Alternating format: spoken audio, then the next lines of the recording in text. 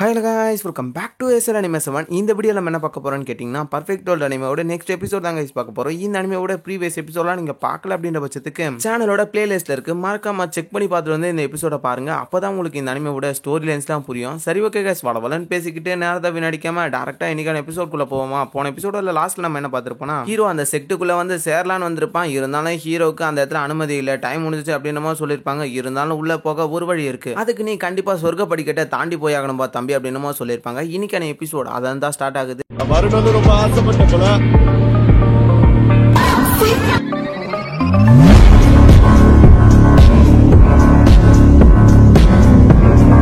எபிசோடோட ஸ்டார்டிங் சீன்ல சொர்க்க படிக்கட்டு அப்படின்னு சொல்லக்கூடிய அந்த இடத்துக்குள்ள தான் ஹீரோ நடந்து போய்கிட்டு இருக்கா. இந்த இடத்துக்குள்ள நிறைய டாஸ்க்லாம் இருக்கு. இதை கம்ப்ளீட் பண்ணாதான் ஹீரோவால அந்த குளத்துக்குள்ள என்டர் ஆக முடியும். ஹீரோ அவனோட பிளட் இம்யூனிட்டி பவரை இன்க்ரீஸ் பண்ணணும், அதுக்கு புத்தா ஃப்ரூட்டை சாப்பிட்டாகணும். ஆனா ஹீரோ அதை வந்து டைரக்டா சாப்பிட முடியாது, அதனால ரிஃபைன் பண்றதுக்கு தான் அந்த பிளேஸ். ஹீரோக்கு அதை தெரியும், ஹீரோட உடம்பு அந்த இடத்துல பயங்கரமா இன்ஜுரி ஆகும்ட்டு. இருந்தாலும் ஹீரோ இதன் மூலியமாச்சு இன்ஜுரியை குறைக்கலாம் அப்படின்னு ஒரு எண்ணத்துல இருக்கான். இந்த இடத்துக்குள்ள உங்களோட பிளட் ரிலீம் எந்த அளவுக்கு இருக்கோ அதுக்கேற்ற மாதிரியான டாஸ்க் மட்டும்தான் வரும். நீங்க இந்த கல்லை தூக்கினா மட்டும்தான் உங்களால அடுத்த ஸ்டேஜுக்குள்ள என்டர் ஆக முடியும். இதை வெறும் உங்களோட ஸ்ட்ரென்த்தை யூஸ் பண்ணி மட்டும் தான் தூக்கணும் அப்படின்னு நம்ம சொல்லிக்கிட்டு இருக்க. ஹீரோ அசால்ட்டா முன்னாடி வந்து போய்கிட்டு இருக்கான். இப்ப அதோட சேம் கட் பண்ணி வேற ஒரு பிளேஸுக்குள்ள தான் காமிக்கிறாங்க. அந்த இடத்துல நம்ம யூவும் அது மட்டும் இல்லாம ரோசியும் இருக்காங்க. அந்த இடத்துல இருக்கிற ரோசியும் யூ கிட்ட நீங்க என்ன நினைக்கிறீங்க, அந்த பையன் இதை கம்ப்ளீட் பண்ணிடுவானா? என்ன ஃபர்ஸ்ட் பெல் அதுகாட்டியும் அடிச்சிருச்சு அப்படின்னு மாதிரி அந்த இடத்துல பேசிக்கிட்டு இருக்க.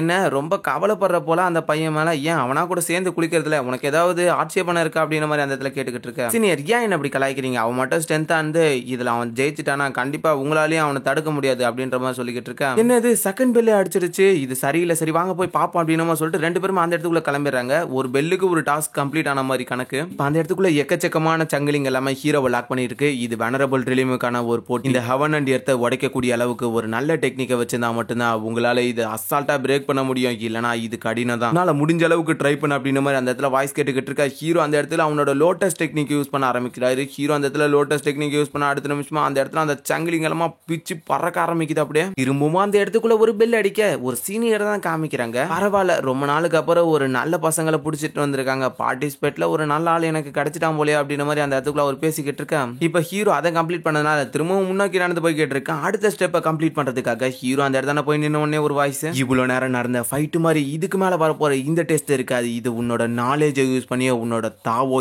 எந்த அளவுக்கு புரிதல் இருக்குன்றத பத்தியும் மட்டும்தான். எல்லாருமே இதுக்காக தானே வெயிட் பண்ணா அப்படின்ற மாதிரி அவளோட பாத்துக்கிட்டு இருக்காங்க. அந்த இடத்துக்குள்ள ஒரு லேம்ப் மாதிரி ஒண்ணு வெளியே வர ஆரம்பிக்குது. இந்த லேம்பும் ஹீரோ கிட்ட கேள்விகளை கேட்க ஆரம்பிக்குது. தாவோ அப்படிங்கிறதுக்கான ஃபுல் ஃபார்ம் என்ன, உன்னோட இந்த தாவோ பத்தின புரிதல் எந்த அளவுக்கு இருக்குதுன்றத நாங்க தெரிஞ்சுக்கணும் அப்படின்னு சொல்லிக்கிட்டு இருக்கும்போது ஹீரோ அந்த இடத்துல உட்காந்து தியானம் பண்ற மாதிரி உட்காந்துக்கிட்டு இருக்காரு. இவ்வளவு நேரம் நடந்ததெல்லாம் பெரிய விஷயம் இல்ல, இப்ப நடக்க போறது தான் அவனோட நாலேஜை செக் பண்ணக்கூடியது. தாவோ பத்தின எக்ஸ்பிளைன் அவன் எந்த அளவுக்கு கொடுக்குறான்றத பார்த்துப்போமே. அவன் மட்டும் அந்த இடத்துக்குள்ள தப்பா கொடுத்தா அந்த ஃபயர் அவனை விடாது. கண்டிப்பா அந்த ஃபயர் அந்த இடத்துக்குள்ள அவனை எரிச்சிடும் அப்படின்னு சொல்லிக்கிட்டு இருக்கும்போது அந்த லேம்ப்ல இருந்து ஃபயர் மட்டும் தனியா வெளியே வர ஆரம்பிக்குது. ஹீரோ கிட்ட வந்து தாவோ அப்படின்னா என்ன, இந்த கேள்விக்கு இருக்கிற எல்லா இடத்துலயும் தாவோ இருக்குன்றது தான் ஒரு பதில். ஆனா அது மட்டும் இல்லாம இன்யான் எனர்ஜி ரெண்டுமே ஒரு வகையில தாவோவோட சம்பந்தப்பட்டது. இதை பத்தி ஆன்செஸ்டரே சொல்லியிருக்காரு. இருந்தாலும் இதை சொன்னதுனாலே ரெண்டு பேர் இறந்துட்டாங்க அப்படின்ற மாதிரி அந்த இடத்துல சொல்லிக்கிட்டு இருக்கேன். இப்ப அப்படியே ஹீரோ காட்ஃபிட் சொன்னதை பத்தி யோசிச்சு பாக்குறான். எவன் அண்ட் எர்த் ஒரு நாள் பிளாஸ்ட் ஆகுது.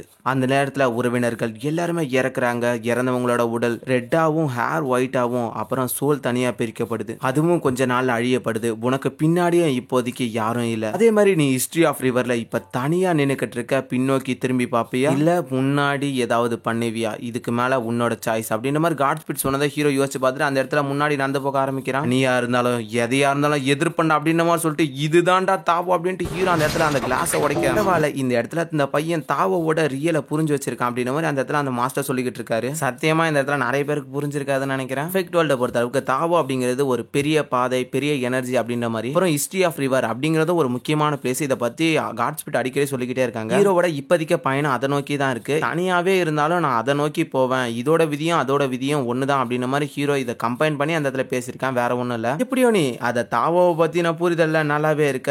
இப்போட உன்னோட மனசு எந்த அளவுக்கு கட்டுப்பாடா இருக்குன்றத நாங்க கவனிக்கணும். உன்னோட மனசை எந்த அளவுக்கு கட்டுப்படுத்திருக்கியோ இப்ப இதுதான் உன்னோட கடைசி போட்டி அப்படின்ற மாதிரி அந்த இடத்துல பேசிக்கிட்டு இருக்காங்க. அந்த மாஸ்டர் நீ இதுல எப்படி பண்ண போற போற அப்படின்ற மாதிரி கொஞ்சம் ஆர்வமா தான் இருக்காரு. உள்ள இருந்து எக்கச்சக்கமான பொண்ணுங்கலாம் வந்துகிட்டு இருக்கு ஹீரோவை ஃப்ளர்ட் பண்ணிக்கிட்டு. தம்பி நீ அதுக்குள்ள போக போறியா? உண்மையிலே அதுக்குள்ள ரொம்பவே ஆபத்து இருக்கு தெரியுமா? நான் உள்ள இருந்து தான் வரேன். நான் சொல்றதை கேட்டுட்டு நீ இந்த இடத்துக்குள்ளே இருந்துட்டா நல்லது அப்படின்ற மாதிரி சொல்லிக்கிட்டு இருக்க. சுத்தி இருக்கிறவங்க எல்லாருமே ஹீரோவை தான் கவனிச்சுக்கிட்டு இருக்காங்க. ஹீரோ அந்த இடத்துக்குள்ள இந்த பொண்ணுங்க சொல்றதெல்லாம் கேட்கல. இருந்தாலும் அவங்க என்ன சொல்லிக்கிட்டு இருக்காங்கன்னா இந்த இடத்துக்குள்ள போறது ஆபத்து ஆபத்து அப்படின்ற மாதிரி மட்டும் தான் சொல்லிக்கிட்டு இருக்காங்க. நான் சொல்றதை கேட்டுக்கிட்டு இருக்கியா இல்லையா? நீ எங்களா கூட இருக்கிறது நல்லது அப்படின்ற மாதிரி சொல்லிக்கிட்டு இருக்க. ஹீரோ கடுப்பாயிட்டு அவனோட பவர்ஸை ரிலீஸ் பண்ண அந்த பொண்ணுங்க எல்லாமே விலகி போயிட்டு ஹீரோ பார்த்து பயங்கரமா கத்திட்டு அந்த இடத்துக்குள்ள இருந்து கிளம்பி திரும்பி மறைஞ்சு போயிடுதுங்க. இப்ப அந்த போர்ட்டல் சொல்ல ஆரம்பிக்குது நீ உள்ள போகலாம். இப்ப உன்னோட அந்த உண்மையான மைண்ட் கண்ட்ரோல் எந்த அளவுக்கு இருக்கு, உன்னோட இதயம் எந்த அளவுக்கு நீ கட்டுப்படுத்தி வச்சிருக்க அப்படின்றத நாங்க பார்த்தே தீரணும். இதை நீ அவ்வளவு சாதாரணமா நினைச்சுக்கிட்டு போக தேவையில்ல. இருந்தாலும் நீ இவ்வளவு தூரம் வந்திருக்கிறதே பெரிய விஷயம் தான் அப்படின்ற மாதிரி அந்த வாய்ஸ் சொல்லிக்கிட்டு இருக்க. ஹீரோ அந்த இடத்துல அசால்ட்டா சிரிச்சுக்கிட்டு உள்ள போய்கிட்டு இருக்கான். இப்ப ஹீரோ டைரக்டா லோயர் எலிமுக்குள்ள தான் வந்திருக்கான். ஹீரோ அந்த இடத்துக்குள்ள நடந்து போய் ஹீரோ அவனோட கையை பார்த்தா சின்ன வயசு கை மாதிரி இருக்கு. என்ன நடந்துகிட்டு இருக்கீங்க அப்படின்னு பாத்துக்கிட்டு இருக்கும்போது ஒருத்தன் அட்டாக் பண்ணா ஹீரோ அந்த இடத்துல டாச் பண்றான். இவன் இமார்டல் டெம்பிளோட கார்டு தான். அந்த இடத்துல மறைஞ்சிட இப்ப சுத்தி சுத்தி ஒரு சத்தம்லாம் கேட்க ஆரம்பிக்குது. ஹீரோ என்ன விதமான சவுண்ட் அது அப்படின்ட்டு பாத்துக்கிட்டு இருக்கேன். வேற ஒண்ணுல அந்த இடத்துக்குள்ளேயும் ஹீரோவோட வாய்ஸ் தான் கேட்டுக்கிட்டு இருக்கு. ஹீரோவோட இல்யூஷனல் பாடி. நீ எதுக்காகடா இங்க இருக்கிறவங்களை காப்பாத்துறதுக்காக இவ்வளவு பெரிய வாரம் ஏற்படுத்தின? அதனால தானே நீ இப்ப கோழ மாதிரி மறைஞ்சுக்கிட்டு அப்பர் இலியம்ல சுத்திக்கிட்டு இருக்க. 7 கடவுள்கள் வந்தானுங்களே அப்பயே நீ மரியாதையா சம்மதிச்சிருந்தனா இந்த மாதிரியான பிரச்சனைகள்லாம் ஏற்பட்டிருக்குமா?